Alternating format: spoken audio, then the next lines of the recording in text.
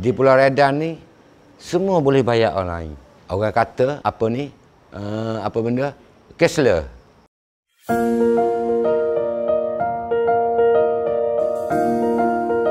Saya Zainab binti Muhammad. Lebih dikenali sebagai Cikgu Ha lah di Pulau Redang ni, panggilan mesra lah, semua orang kenal. Saya tinggal di Pulau Redang selama 42 tahun dah. Dilahirkan di sini, dibesarkan di sini, dan saya bekerja ni sebagai cikgu tadika pasti di Pulau Redang. Saya Rusli bin Abdul Ghani, orang panggil Sa'ri. Saya anak tempatan Pulau Redang. Saya mengusahakan resort ni lebih kurang dalam 10 tahun dah. Nama saya Nazura binti Mak Mano. Orang panggil saya Kak Zura je kat sini. Lepas tu saya menetap di Pulau Redang dan saya punya kedai runcit yang comel saja kat sini. Kebanyakan penduduk Pulau Redang dulu dia suka guna cash. Nak bayar bil kena naik ke tanah besar, nak keluar duit pun kena ke tanah besar. Dulu sebelum ada kemudahan online, cukup susah saya nak dapatkan pelanggan ni. Kadang-kadang ada pelanggan yang telefon, ditanya ada apa ni kemudahan-kemudahan seperti exchange kredit card apa. Tapi kita tak ada masa itu. Dulu kan kalau kita nak keluar duit, siapa nak keluar bandar, kita akan bagi kira kad ATM tu untuk kirim. Nak tak nak, walaupun kita rasa percaya ke tak percaya, terpaksa lalui juga. Tapi dengan harapan, harap-harap dia jujurlah ambil kad ni untuk cocok duit tu balik ke kita. Macam gitu. Tapi terpaksa.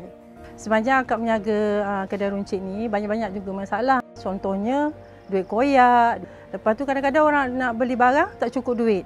Jadi bila dah masuknya cashless yang diperkenalkan oleh Bank Negara, jadi memudahkanlah kata orang urusan niaga tu. Macam saya ni lebih mudahlah bila ada online banking. Kalau saya nak beli barang, saya transfer je lah duit kat dia.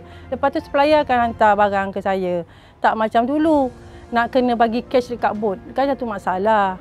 Zaman sekarang kemudahan online banyak dan banyak bermanfaat bagi saya untuk menarikkan pelanggan-pelanggan datang kat Redang di Rimbo Resort. Bila dah ada sistem online, BRP, kita boleh bayar melalui online. Tak payah kata orang pergi ke bandar dah.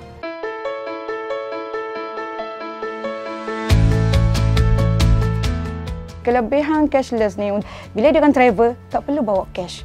Bila nak masuk ke kedai ataupun pergi ke resort, bila dia tengok QRP logo, jadi dia tahu, senang. Tak perlu kata orang bawa cash yang banyak untuk pergi melancur ke pulau. Duit dalam akaun tapi kita boleh berbelanja. Selepas ni, kalau nak datang Pulau Redang, tak perlu buat cash banyak. Sebab kedai-kedai kat sini semua menggunakan online banking. Sebenarnya kaedah online ni dia jadi jimat masa. Pelanggan dah bayar siap-siap, dia mari je. Sangat berterima kasihlah kepada pihak agensi yang terlibat datang ke pulau. Banyak kali juga dia buat program terutama dekat Balah Raya, memperkenalkan cara-cara untuk menggunakan cashless, menyedarkan penduduk kampung. Cash tu pegang duit tunai di tangan lah. Risiko sangat tinggi bila kita simpan duit cash di rumah.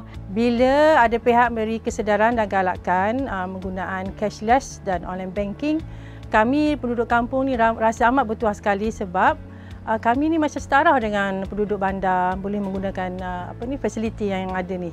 Dan kami mengucapkan terima kasih kepada pihak yang terlibatlah. Kalau mari ke resort-resort Pulau Redang, jangan lupa ke kampung kita ni. Kampung kita ni cashless juga. Dah. Pakat-pakat marilah belaka. Datanglah ke Pulau Redang ramai-ramai sebab pulau kami pulau cashless.